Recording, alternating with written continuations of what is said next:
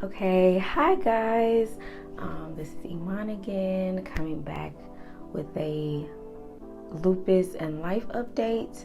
And I know it has been a long time since I made one of these, but I'll get into that. But I'm gonna do something different, and I'm actually gonna do my makeup while I talk to you guys about what has been going on with me lately as far as life and lupus. So let's get into it. Okay, so basically the reason why I have not really been making videos regarding my lupus is because nothing's really been happening. I was telling my sister this the other day. I was saying that I feel like I haven't been doing a good job as far as documenting my lupus journey, and that's mainly because nothing has just really been happening, and I'm not complaining about that at all. I'm actually very grateful that nothing has been happening. I have not had any flare-ups this whole time. The only flare-up that I've had has been my initial flare-up when I first got diagnosed in October of 2020. I have not had nothing has been happening. I still go to my doctor's appointments. Obviously, I am still taking medication, but nothing has been happening. And I know I was telling my sister, I was like, oh my God, I was like, this is like so boring. Like, my lupus journey has been so boring. Well, I'm not complaining about my lupus journey being boring, but as far as documenting it, I feel like it has just been like nothing. And I'm honestly grateful for that though, because I was very nervous when I first got diagnosed. Y'all can see it in my first lupus video. I was super sad. I couldn't even watch that video back because I was just such in a bad place, and I could not watch that video without crying. And I know everybody, when they saw that video, they were just like, oh my God, like I was just crying with you. Every time you cried, I cried. I got so much positive feedback on that video. So thanks to everyone who watched. But since then, like nothing has really been happening. Like I have no muscle pain. Okay, sorry. My dog just barking her freaking head off interrupted my video. So, like I was saying, I have had no muscle pain, nothing has been happening. And like I said, I'm very grateful for that because like I mentioned, I was scared. Most of the people that I talked to and most of that actually had lupus, or people who knew someone with lupus, and just by the research that I was doing on my own, I was very nervous because everybody was just saying how it's just unpredictable and that they just have flares all the time and they never know when they're gonna come and things like that. So I was very nervous about just the unpredictability of everything and just not knowing when a flare was gonna come, or anything like all of that. Just being in constant pain. That's what I heard a lot, was a lot of people were just in constant pain, muscle pain, the fatigue, and just all of it, or having kidney failure, have kidney transplants and things like that. Oh crap. And so yeah, I was very nervous about having to deal with all of that, and I'm just like, man, I don't want to live like this. Like I don't want to live my life like that. So I was such in a bad place in that first video, and then my second video that I made, my sister passed away, and I was just like, what the hell? Like, first I'm being diagnosed with lupus, and then literally 4 months later my twin sister passes away, and I'm like why? So for those who don't know, I have a twin sister. She passed away. She actually passed away 3 days after I posted my initial lupus video. She passed away 3 days after that. So it was just, and I was nervous when my sister passed, because I know that lupus flares are triggered by stress. That's one of the triggers, is stress. And I was almost positive that I was going to have another flare. I was almost positive of that. I was like, oh my God, I'm gonna get sick again, because I was so stressed out. I was so, like, my mind was everywhere. Like, I couldn't believe that this was happening. It's like one of my biggest fears ever, my biggest, just never in a million years thought that I would lose my twin sister, that I would be living my life without her. And then it's also the guilt of, dang, like, I was the one that was diagnosed, I was the one that was sick, and she's the one that just randomly passed away. My sister was not sick. She did not have any issues. She was perfectly healthy. And then one day she's just gone. I don't really want to talk about why she passed and things like that, or the circumstances that happened around that. I'm kind of done talking about that. I don't really want to talk about that. So I'm just not. So ow, I almost pulled my nose ring off. So yeah, but as far as my lupus, I have not had any issues.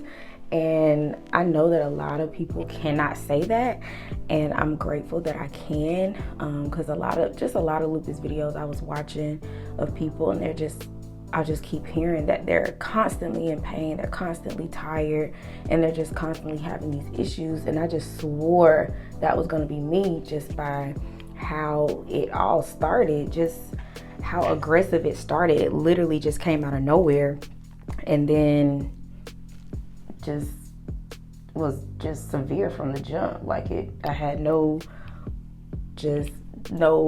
many things happening here and there, and then that all built up. It was like, no, it just came like a hurricane from the jump. So so just by how it came, I thought that I was just gonna have all of these issues for pretty much the rest of my life, but I haven't had anything. So I wanted to wait until my last doctor's appointment. I had my last doctor's appointment December the 17th, and I wanted to wait until that appointment to, first of all, make sure that everything was really okay, because that's another thing. Like, you can appear to be okay, but then when you get your blood work and your urine test, it could be saying something completely different. So I wanted to wait until that stuff came back before I made this video. I do have my appointments I think I've been having them like every 3 months lately. So like every 3 months. So, but every appointment has been good. My numbers have been doing good. So at my last appointment that I just had, my doctor was asking me how was I feeling and all of that, and I was just telling him that I feel fine. Like, I feel how I did before I got diagnosed. Like, I have no pain, like nothing hurts, no joints, anything. I don't have the rashes or nothing. Well, I mean, I still have like remnants of the rashes, like those aren't going away. But as far as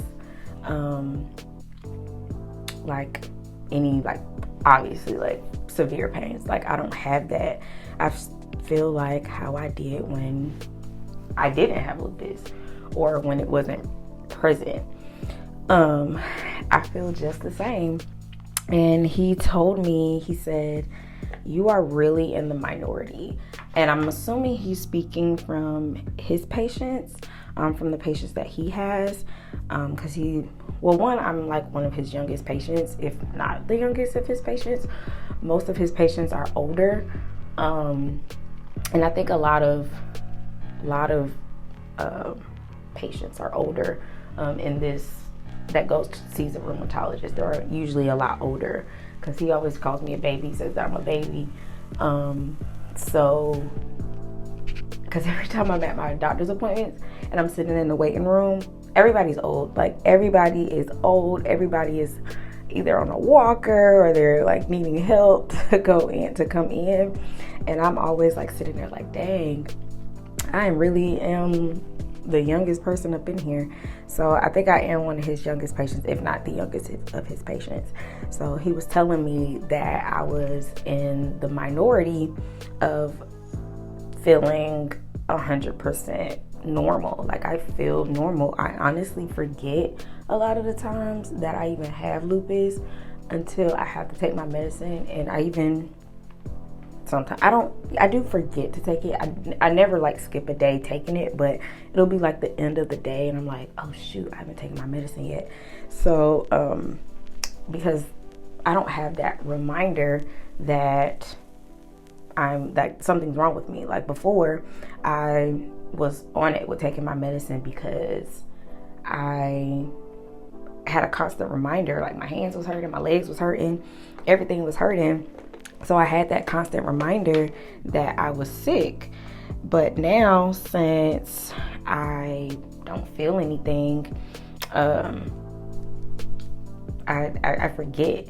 So, but like I said, I never forget to actually take my medicine. I always take my medicine every day. And I also think that that is a thing that makes me, I guess, be in the minority, because my doctor did say that obviously your doctor can only do so much.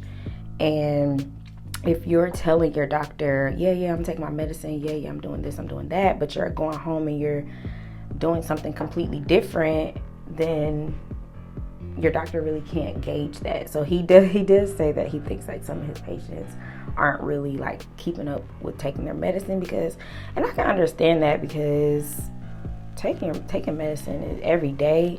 And then if your condition is more severe, having to take more medication, that can get like really exhausting and really just tiring. Because even though I have reduced the amount of medication that I take, and I will talk about that, about what medication I'm currently taking, I will talk about that.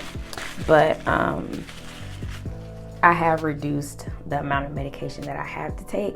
But the beginning, when I was taking like 12, 15 medications a day, like, I was over it. I was so over it. I was like, I do not want to have to take medicine every day, and then this amount every day. And I just couldn't believe, my dog is still making noises, but we're just gonna have to keep going. So I was like, dang, I'm still gonna have to like take this medicine, like all this medicine every day. But like I said, my medication has reduced, and I just feel fine. And I was, like I said, when I was telling my sister that I feel like I've been doing a poor job of documenting my lupus journey, because I just don't like, I don't feel like, I don't want to say I don't feel like I relate to other people with lupus, because I did in the onset of this. But as far as like now, like, I don't want to sound like, I don't want to say bragging, because it's not really bragging, but I know that there's a lot of people who have this, who struggle with it every day, and they have all of these struggles with it. And I'm just like, dang, like, I don't really have that or anything. Like, I did in the onset, but as far as like, as time has gone by, I have not had any of this stuff anymore. So I do, like, I kind of question if I still have it. And one of the reasons why I do question that I still have it, because my initial, I believe, okay, I am struggling recording this video, and I'm like high-key annoyed. But anywho, so I left off talking about the ANA test. So anyone who has ANA test knows, well, if you have lupus, I can't remember exactly where it cut off at, but the numbers in between the ANA test to be negative is below 4. Positive, indeterminate, I think it's between 5 and 9, and anything above 10 is positive. So my number was initially, my number was in the hundreds. I think it was like 130 something. So it was like obviously like something was wrong. So and then after I started getting treatment and all that, my number went down. I think it went down to 11, and then it kind of stayed constant at like 14 for some months. So, which is still positive. So my last few office visits, doctor's visits, I think the last 2, my number has went down to 9. So that is now in indeterminate. So I'm kind of questioning, I'm like, do I still have it? I mean, it doesn't say positive, but it doesn't say negative. It says indeterminate now. My doctor hasn't really said much of anything about it as far as that number. So I don't know if I know it's nothing to be concerned about because it's not positive, but he's just not really seeming as if it's a big deal. I don't know. But yeah, so I think I still have something, but I don't know. I don't know because I'm not a doctor, but obviously there's something still wrong because there's something there because my white blood cell count is always low. It's always low. And that's just like actually when I first got diagnosed, my twin sister, she tested to go make sure that she didn't have it. I think that was one of my questions in one of my videos. Somebody asked if my twin had it, but no, she did not have it. She did get tested, but her number came back indeterminate. So I don't know. I just think that was weird. That now my number is saying indeterminate. So, but I'm still obviously getting treated for it, but to my medication now. So I know that before, I think the last time I made a video, I think I was still taking Plaquenil. I think I was still taking prednisone. I'm not really sure, but I'm not taking that anymore. Thank God. That was like one of the worst medications. It tastes horrible, and it just I hated it. But I know a lot of people that's on prednisone, which is a steroid, they gain a lot of weight. I did not gain weight, thank God. That's something I did not want to do. But I did not gain weight with the prednisone. So I'm not on that anymore. The only medication I am taking now is, well, vitamins. I'm still taking vitamin D and calcium. I'm taking folic acid, and I'm taking iron still because my hemoglobin is always low. But for the last couple of visits, my hemoglobin has been in the normal range my last couple of visits. So it just now started getting good. So, but I'm still continuing to take the iron. But as far as medication for to treat the lupus or manage the lupus, I'm only taking Plaquenil, and I was still taking Cellset the last time I did a video, but I am no longer on Cellset. Thank God I am no longer on Cellset because my hair started falling out, and that was something that really got to me, and just really, I'm gonna show pictures, and it is embarrassing to go through hair loss and then showing people at that. So I'm doing this in the strict of confidence. So no one, please don't say anything about my hair loss, because that is something that really got to me. It really got to me. But as you can tell, I do have locks.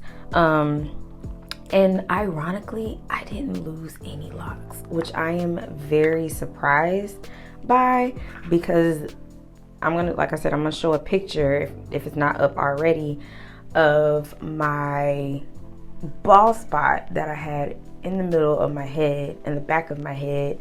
I'm surprised that I didn't lose a lock, because I was like, how did a lock not fall out? by how big that that bald spot was. And I did not lose a lock, but I did have that big bald spot. So that's one thing that I have noticed. My hair is definitely different. I have kinky hair. My hair is kinky. It has always been kinky, which I'm cool with. Doesn't bother me. I love my hair. But ever since I've been diagnosed with lupus, my hair texture has definitely changed.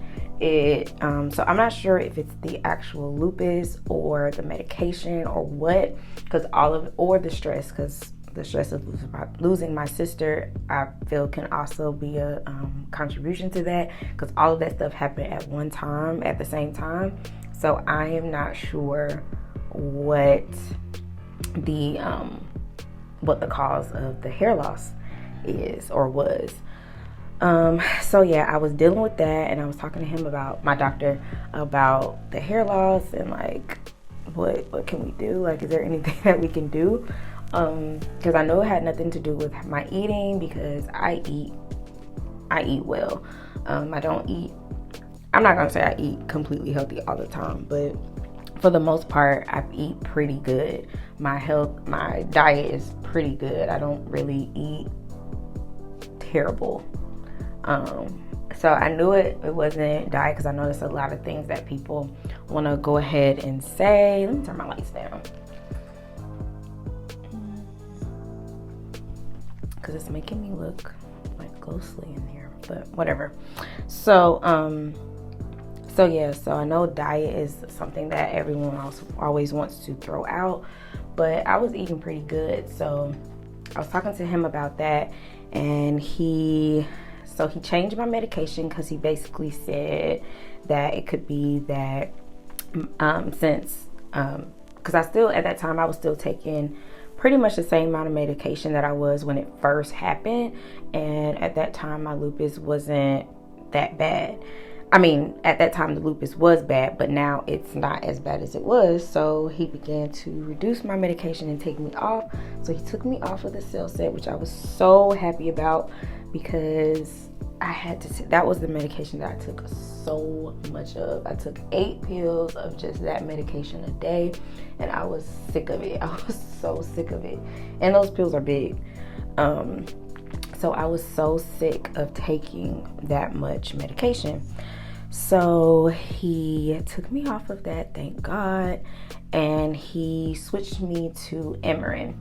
So I don't remember the generic name for it. It starts with an A. But I am currently taking Emerin, so I only take 2 pills of that a day versus 8 pills. So I am no longer taking 8 of one of those pills a day. So technically now I'm only taking 2 medications to treat or manage my lupus. So I am happy about that. Then another good news that happened at my last appointment, like I was telling you all, that my doctor said that I was in the minority of basically feeling back to normal.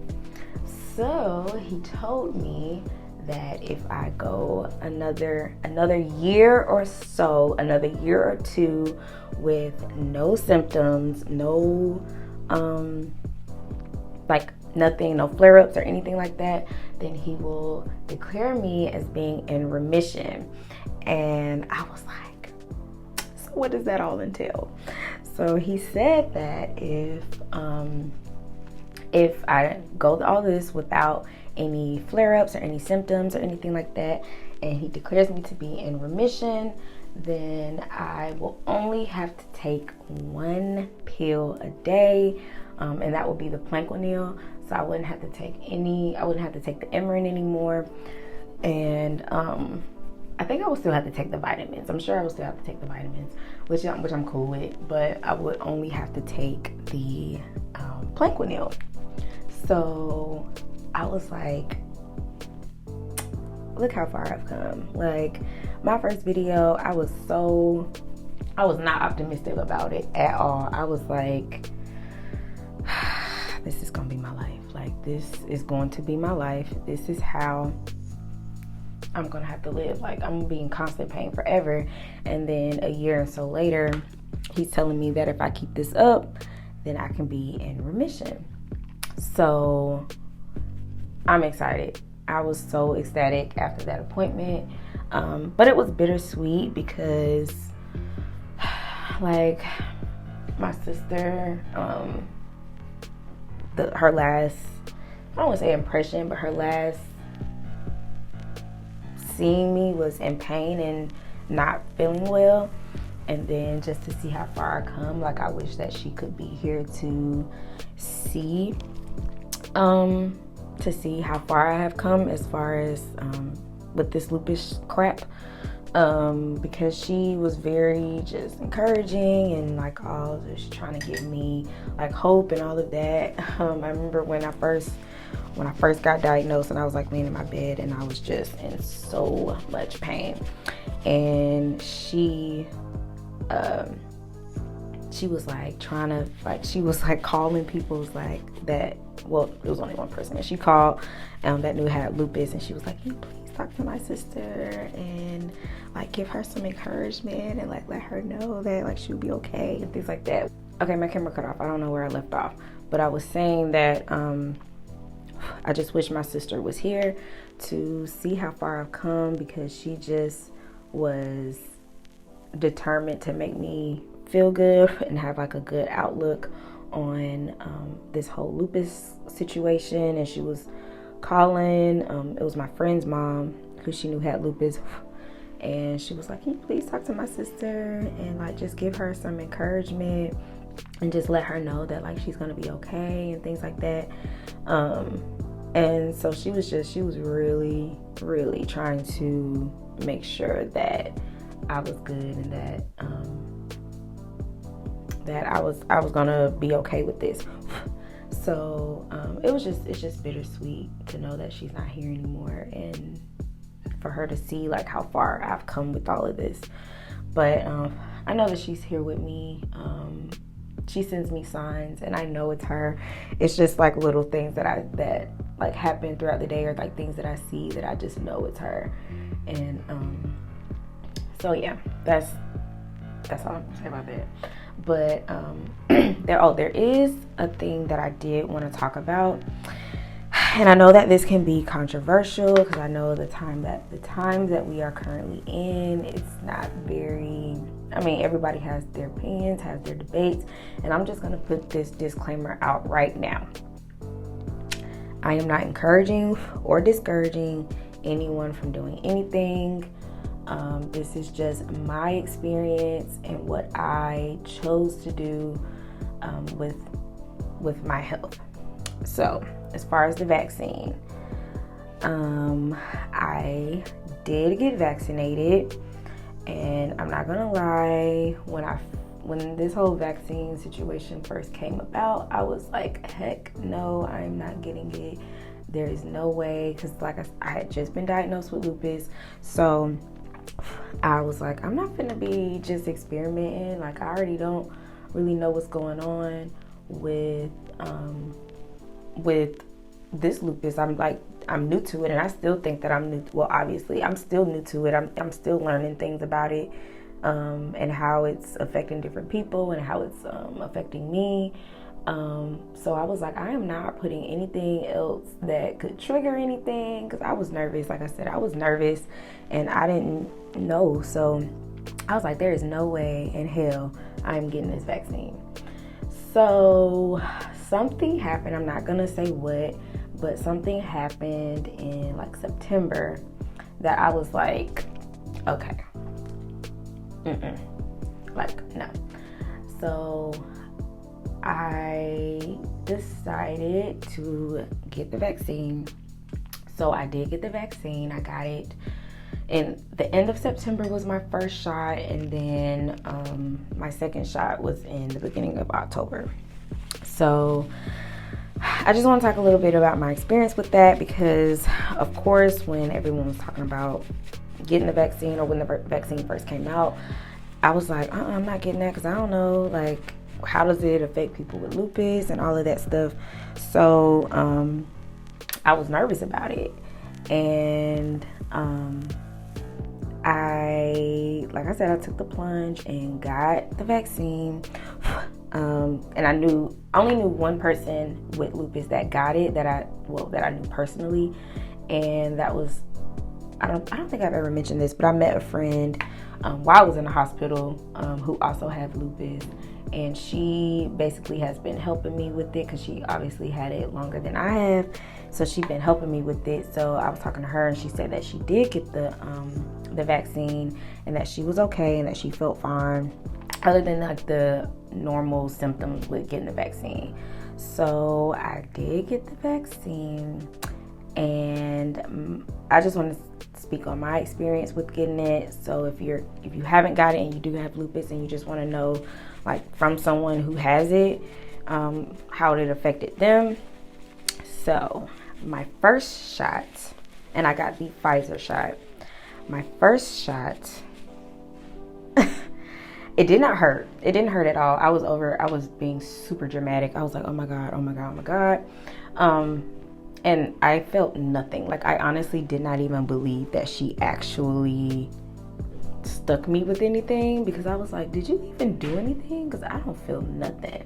So I was looking away, and then I was like, okay, come on. And then I just hear her throwing things in the trash, and then I look over and she's finished. And I was like, did you do anything? And she was like, yeah, I already stuck you. And I was like, oh, I didn't feel anything. So at first I was like questioning. I was like, did she actually do anything? Because I don't feel nothing. And then like later on that day, my arm started hurting, and then it just got stiff. I couldn't move it. And for 3 days, I felt like I was in a flare-up. I was like, I felt everything, the muscle pain, the lightheadedness, the nausea, all of that. I had all of that, and I was like, oh my God, I'm in a flare. I was like, this flared it up. I'm in a flare. My temperature, I had a fever of 102, and I was like, oh my God, I'm in a flare up. I just know that I'm in a flare up. So I had muscle pain and weakness, headaches, lightheadedness, pretty much everything that I described in my first video that I had it. That's what I had for 3 days. So that happened, and then after the 3 days, I was fine. Literally the third day, I woke up. Well, after the third day, I woke up and like nothing. I didn't have any pain, anything like that. So I was like, okay, well. So then when I got the second shot, I was nervous again. I was like, oh, I'm gonna have to feel like this again. But after the second shot, I didn't feel anything after the second shot. I didn't have any reaction, any side effects or anything like that. After the second shot, I didn't feel anything. So so I got the shot. I'm still here. I still feel fine.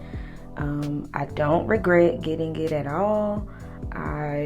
Like I said, I'm not encouraging or discouraging anybody from getting the shot. It's your decision. If you want to get the shot, you can get it. If you don't, you don't have to. So do what you feel is best for you. I felt that it was best for me to get the shot. I wanted to be protected. I know the argument is that it's not 100% effective. However, I've been sick. I know what it feels like to be sick. I know what it feels like to be laying up in a hospital bed, and I know that I don't ever want to do that again.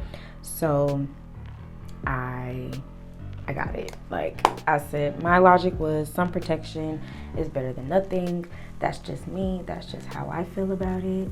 If you don't feel that way, that's perfect. I mean, that's fine with you, fine with me. I mean, do what you will. So yeah, I got the shot and I feel fine and I'm still here. So what else did I want to talk about as far as the lupus? Like, Oh, I did want to say this one thing. I'm not gonna get too much because like I said, I kind of want to wait a little bit. I kind of want to wait until I know for sure that I'm not gonna have any more flare-ups as of now. But I do have my theory of why I have not had any flare-ups. Like I said, I don't want to speak of it right now, because it is personal. It is just my theory of why I feel like I have not had any flare-ups since the first flare-up. Like I said, I don't want to say too much, so I'm just gonna leave it at that. I do have a theory, and it does involve my sister. I've talked to my mom. I talked to my mom and my other sister and my cousin about it. So I don't want to speak too much because I just did my makeup and I don't want to cry. So, like I said, I do have my theory of why I feel like I have not had any flare-ups, especially since how bad it was in the beginning. Yeah. So, yeah, I feel like there was something else I wanted to say about it, and I knew I should have wrote stuff down, but I can't think of it. I can't think of anything else, but I know it was more. I can't think of anything else. And okay, so I did want to talk about this. Something also wasn't I didn't mention in my last video, well, my initial lupus video, because like I said, I didn't mention a lot of stuff that was happening because I was still going through it at that time, and a lot of things, like it was all new and it was all fresh, so it was a lot of things that I didn't want to talk about. But I did want to talk about working and having lupus. So I had to quit my job. I didn't mention that in my first video, but I did have to quit my job when all of this first happened. I actually quit. I think I quit was it before I made my lupus video? Was it after? No, it had to be after because, okay, yeah. So I had quit a week before I made my lupus video because, like I said in my other video, I had stopped working. I was still like employed there, but I had to, basically I was on FMLA. I was on FMLA from October to February. October 2020 to February 2021, I was on FMLA, and I only had 3 months to be on FMLA. So I was not better. And I know I started in August, but I was using like my sick time and my vacation time before the FMLA kicked in. So I was doing that, and then my FMLA kicked in, and then once my FMLA was up, I had to come back, or this was basically the ultimatum that was given to me. I either had to come back or I had to leave. And I did not get permission from my doctor to go back, so I had to leave. My doctor did not give me permission to go back. He actually highly discouraged it. He told me, he said, if you go back to work, you are going to end up back in the hospital. He was like, I just don't want to see you have to do that again. So even though I was super sad, I was so sad that I had to quit my job. But my job they didn't want to wait on me. They didn't want to, they just didn't. They didn't want to wait. So, they basically said, because I asked them, I was like, hey, like, if I can't come back, like, within your time frame, like, do I have to, like, leave? They never gave me a straight answer when I asked that, but the answer was yes. So I did have to quit, so I did quit.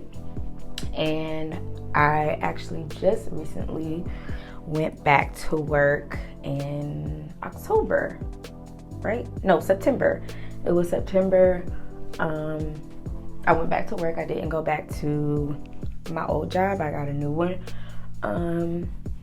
And I would have went back earlier to work, but after my sister passed away, I was like, I was like, So I just kind of just, I don't want to say chill, but just kind of like got myself together.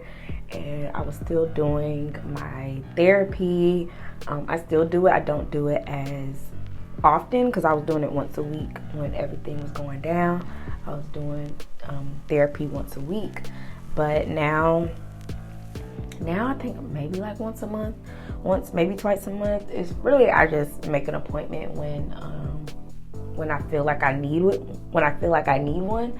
But it's definitely have decreased since, obviously, when everything has gone on. I needed therapy once a week, but now I do it like twice a month now. So yeah. But yeah, so I went back to work, and I was nervous about going back because I had not basically done any like physical, anything like mainly physical, because no, I'm not gonna lie, I was mainly just laying in my bed crying all day. That's mainly what I was doing. And I know that's not good, but y'all, I have been through a lot. I was going through so much, and I had no motivation to do anything. I was literally just in my bed, just doing absolutely nothing. And yeah, so I after like therapy and all that stuff, I knew I had to get myself together. I knew that I could not do that forever. I knew I had to eventually move on. I don't like to use the word move on. I don't like using that, but I had to move forward. And because I know that my sister would not want me to do that, because me and Ayana, we talked about everything. And one of the things that we would talk about, which I know is probably weird, but we would talk about what we would do if the other like passed away. And I would always say that I wanted Ayana to be super sad. I wanted her to lay in her bed and cry all day and miss me. And my sister would always say, she was like, I'm not doing that. She was like, I love you, but I'm not doing that. And she would say, she was like, I would, obviously, I would miss you and I would want you to be here, but I'm not gonna sit in my bed and just cry and do nothing. So even though I did do that in the beginning, because that's really just how I felt. I was really, really sad. I was really, really broken.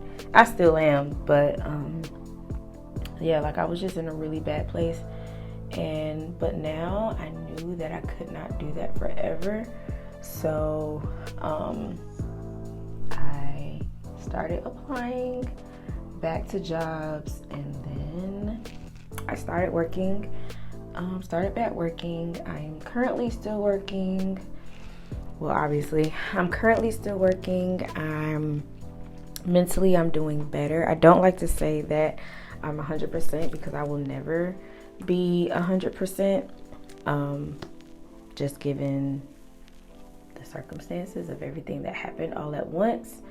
But I am trying to like just move forward, and I know that Ayana would not want me to be just sitting in my bed, because that's just not how she was. Ayana was not that type of person at all. She was always, between the two of us, she was always the one that's like, come on, like, let's go, let's do this. And I was just the procrastinator. But So now that I don't have my cheerleader with me to basically tell me to get on my ass, get off my ass, I had to be that person for myself. So that's just basically what I have been doing. Ooh, that's a lot. These loose house powders are but oh, that's wow, that's a lot. That is a lot.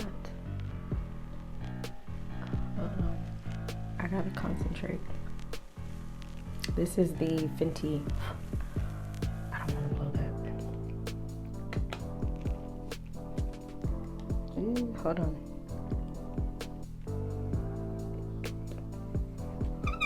I don't want that to spill. Okay, so yeah, so I just basically have been just trying to learn this new life that I have, and yeah, but I'm doing a lot better mentally. I'm doing a whole lot better physically. I just feel like back to normal. So hopefully this can be some encouragement to other people who are just now being diagnosed, that it's not, I know it's scary at first, because that's how it was for me. I was scared. I was so scared because I didn't hear any good outcome from like nobody. Everybody was just like, oh yeah, this is gonna be bad. Yep, you're gonna feel bad all the time. And that just has not been the case for me, and I'm very, very grateful. So I just want people to know out there that it's not always going to be bad. There are success stories. There are people who go into remission. Hold on.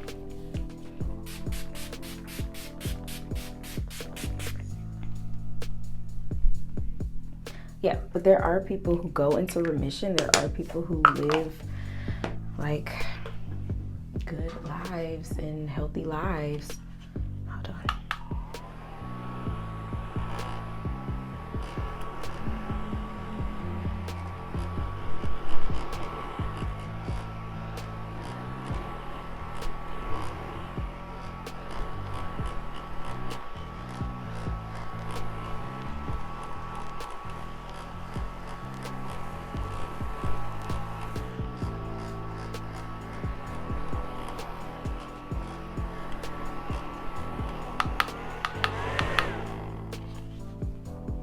Yeah, but there are people who live long, healthy lives with lupus, and there are people who go into remission. And I feel like I said, I don't want to speak too soon, because I don't want to have to come back on here like a couple of months later and be like, oh yeah, no, y'all, I'm flaring up again. But there are people who go into remission. There are people who live really good, normal lives, and I know that it can be scary at first, because that's how it was for me, but like I feel like really, really good. I feel really, really good. Yeah, so I feel just really good, and I just hope that I can be an encouragement for a lot of people, because I feel like my first video scared a lot of people who were just recently diagnosed, just like I was. I feel like it scared a lot of people, and I just don't want that to be like the impression of how your life will always be, because I'm not saying that it'll happen for everyone, but I guess I could be an example that it's not always bad. It's not always the end of the world. It's not always going to be pain and doctor's visits. And I mean, even though I do still have regular doctor's visits with my rheumatologist, they've all been good. Like, they've all been good visits for the most part.